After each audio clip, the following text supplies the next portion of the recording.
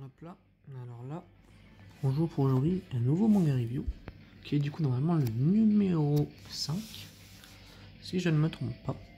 Et du coup, comme vous pouvez le voir, ça va être Mushoku Tensei. Et on va également en même temps parler du spin-off de Roxy, vu que l'anime n'en parle pas.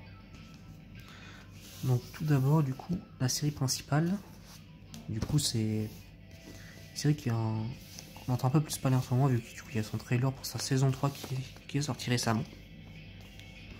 C'est pour ça en même temps que je me suis dit autant le montrer. Alors pour le moment il y a 21 tomes du coup dans la série principale, donc c'est encore en cours. Je pense qu'il manque genre 2-3 tomes pour qu'on arrive justement à la fin de la saison 2 par rapport à l'anime. Parce que le manga va avancer assez vite, donc je pense que ouais, en 2-3 tomes on devrait arriver à la fin de la saison 2. Donc, alors, du coup une série en cours avec 21 tomes pour le moment. Et du coup le début, ça va être du coup un isekai donc assez classique où le personnage principal va mourir. Donc il va mourir, voilà, par le fameux Totokun. Et il va être incarné en tant qu'un enfant. Alors aussi du coup, c'est aussi connu pour être du coup un isekai qui se veut plus réaliste dans son histoire. Donc en gros les pouvoirs, le personnage principal est fort mais il n'est pas ultra OP non plus.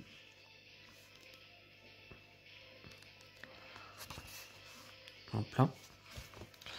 Et du coup aussi, ce manga est aussi connu parce que du coup le personnage principal n'est pas une bonne personne, voilà, on va dire c'est comme ça. Mais du coup c'est aussi une des choses qu'on va voir à travers tout le manga, c'est que du coup on va voir quand même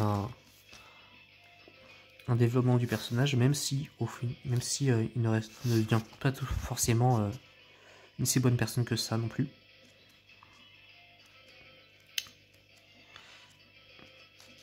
Ça va être aussi un manga où il va y avoir du ecchi. Donc en même temps je raconte pas un peu ce qui se passe dans le premier truc, mais du coup au départ il va se rendre compte du coup que la magie existe, du coup il va commencer à un peu s'entraîner, utiliser sphère de haut, tout ça, etc. On n'est pas dans un monde où il y a des statistiques comme un écran de statut là, comme force, etc., JT, etc. Là c'est simplement du coup magie classique du coup, qui existe et puis voilà.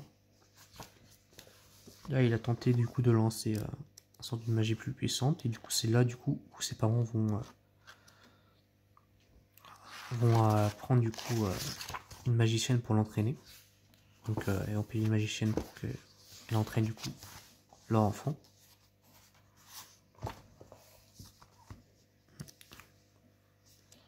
Ça avait dit au moment là, on a vu la magie de l'eau qui va prendre en premier.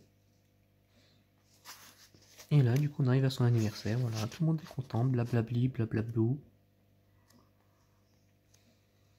Hop là.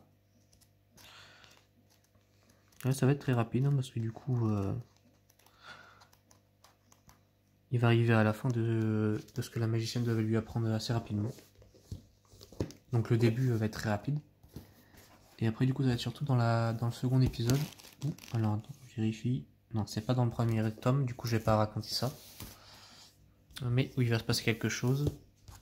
Et du coup, et bah ça va être là où l'aventure commence réellement pour notre personnage. Du coup il va devoir traverser beaucoup de choses pour pouvoir revenir à un certain endroit qu'il voulait aller. Voilà. Et du coup là justement, on peut voir justement au tome 21, c'est notre personnage principal. Donc on peut voir qu'il a bien grandi quand même entre les deux. Donc quand même ici et là. Et après du coup je vais parler du coup du spin-off qui est du coup comme vous avez pu voir c'était la magicienne qui l'a entraîné du coup à apprendre la magie. Donc justement le personnage qu'on voit aussi sur la cover du premier tome. Et du coup là ça va être sur le passé de ce personnage là en fait tout simplement. Hop. Donc là on a les premières images.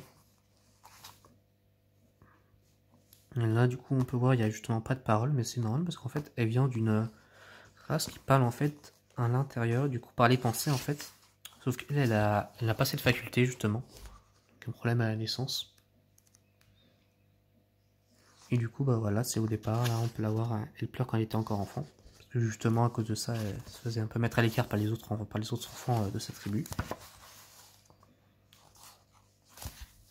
Après, un peu. Hop, et voilà, ça va être la fin.